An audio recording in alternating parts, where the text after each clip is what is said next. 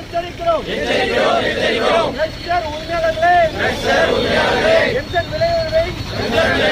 ரத்து செய்யாவிட்டால் குறைத்திரு கட்டுமான பொருட்களின் விலையை கட்டுப்படுத்த விலை நிர்ணயிக்கும் அமைச்சர் நடவடிக்கை